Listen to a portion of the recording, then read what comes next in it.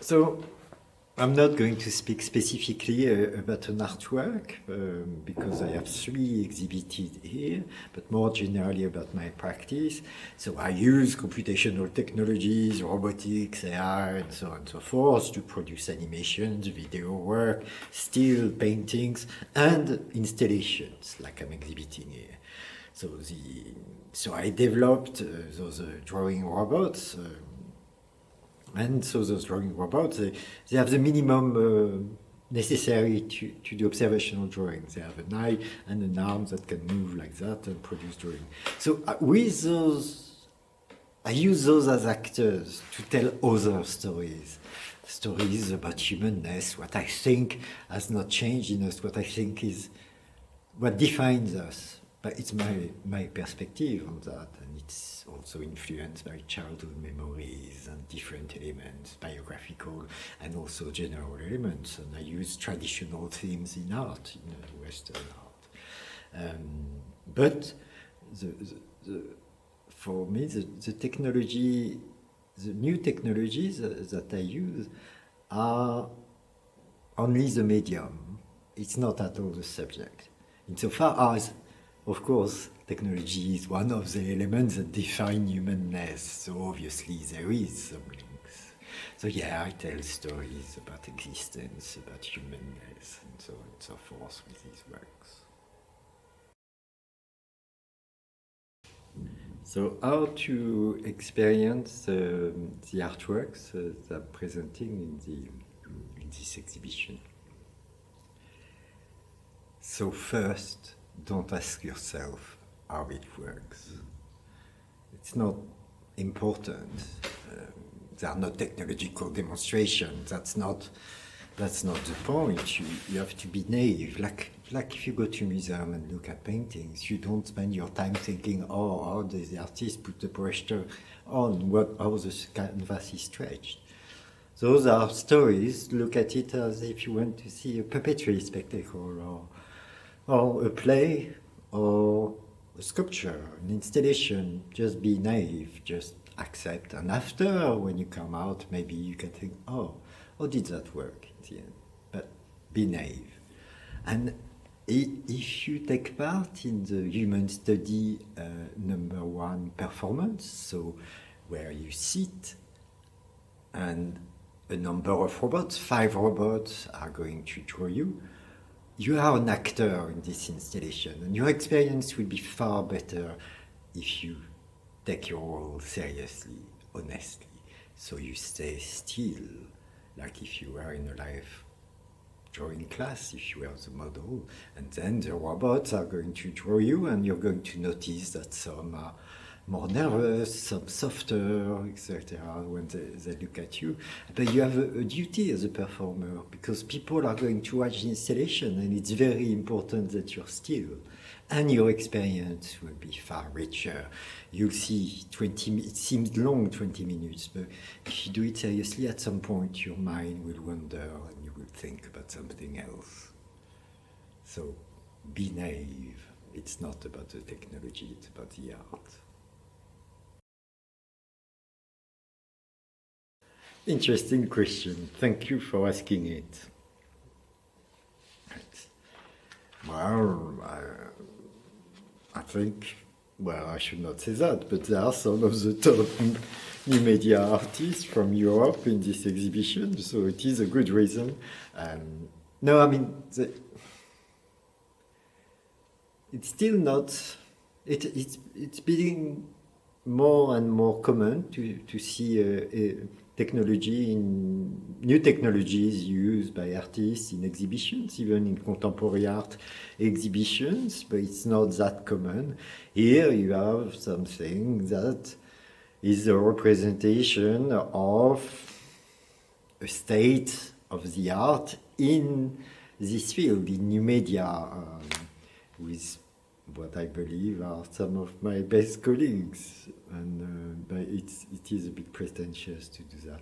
No, it's to discover new things, because there are not that many exhibitions specialized, dedicated to the art, and it is contemporary because it is a subject that is everywhere. New technologies are changing our life and for the past 50 years have been changing our lives, so it is important. It is a point of view on things. It is showing a different use of technology, a potential, another side of it, I think. That could be the reason.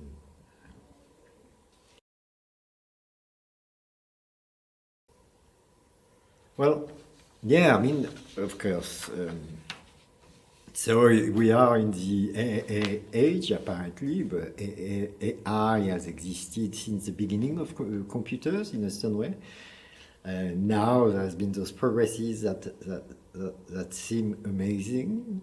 It's not certain that it is, but anyway, if anything, we can see, show to young audiences is that it is important to master those technologies. And the artist in the exhibition masters it. It is the idea, the artist has to master its medium. That's called mastery.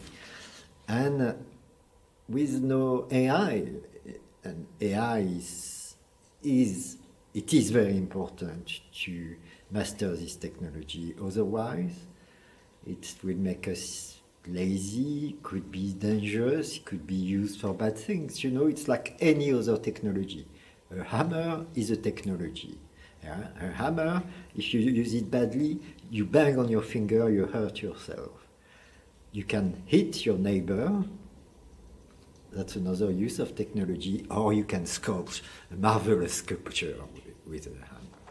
So, and it is the same thing with AI at the moment. It seems fantastic, changing the world, but it's not the first technology that changes the world. At the moment, we are blinded by it. But in a few years, you know, there are strong limitations to it. And it's good to know them. And if you master them, you know the limitation. We have to not be fooled by the capacity of those systems.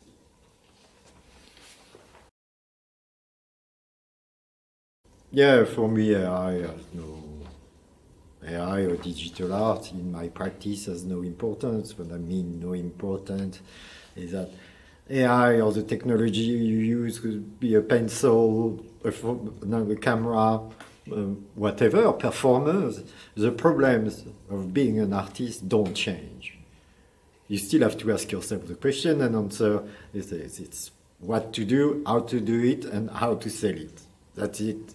And that doesn't change regardless of the technology, the tool, the medium used. It doesn't change. Of course, the thing is that technologies enable more people to have an artistic hobby with some interesting result. But it has been the case with Photoshop, with digital cameras on mobile phone, etc., so on and so forth. It kind of democratized the casual artist, but not all images, not all videos are art. Just you need the know-how, the desire to make art. It's not a picture is not, but it is a gratifying experience to be creative in a certain way, to use those technologies, and maybe for a wide audience, it makes it very interesting to have those tools.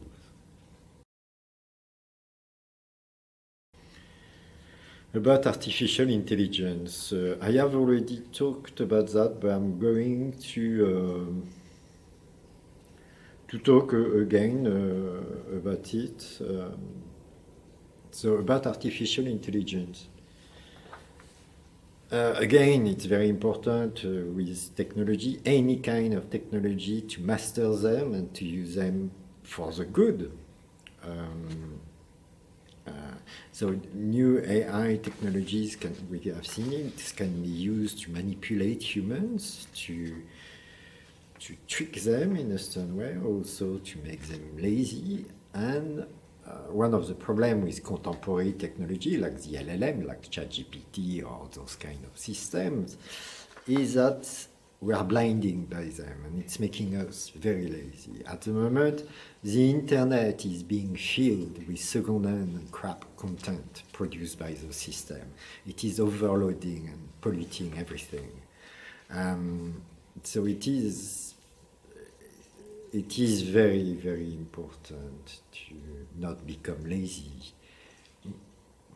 I often hear the idea, oh, but it's going to augment human creativity. Well, human creativity doesn't need to be augmented. Well, we are extremely creative. What we need is things that helps to produce our idea, to develop our idea, to find solutions to implement them. But that's it. Why also trying to replace ourselves, to make people redundant so they don't have any activity? No, we should make all activities more interesting, all lives more interesting. Use also those technologies not to replace copywriters or writers or graphic designers, but to solve the problems we have in the world at the moment. Like, we can see that some people do that with the 2 Nobel Prizes in physics and medicine. So that's what I'm saying, is that, yeah, and the thing is that, it's going to be the same thing as with everything else. The technology is going to be used for good, bad, for commercial reason, to sell us crap, to manipulate us, but also to do wonderful things. It's no different. Unfortunately, humanity doesn't change.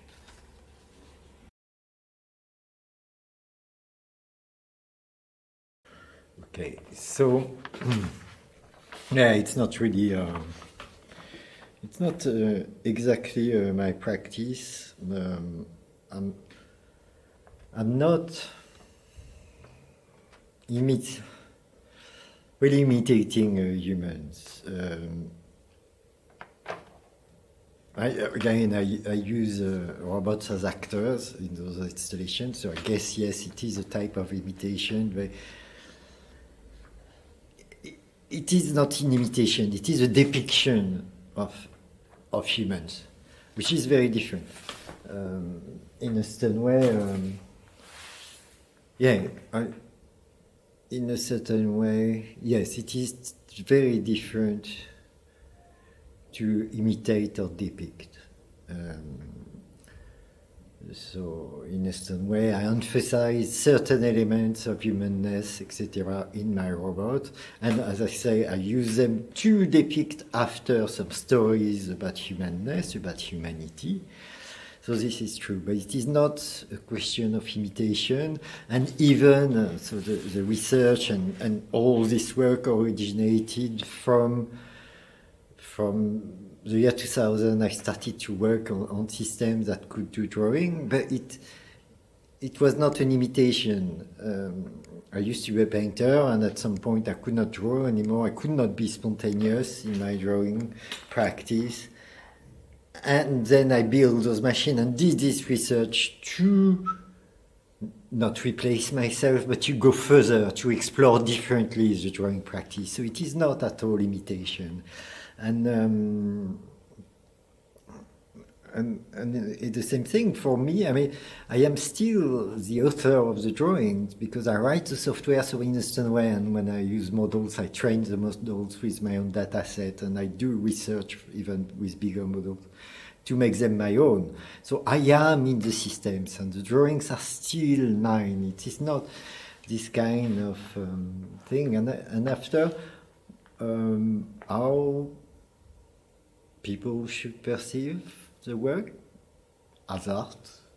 I do my best to produce art, which means that there are a certain intention, a certain rigor, and certain standard to achieve, and also what brings me emotions and satisfaction. And I evaluate the drawings made by machine or the paintings made by machine with the same standards and with the same rigor as if they were made by myself.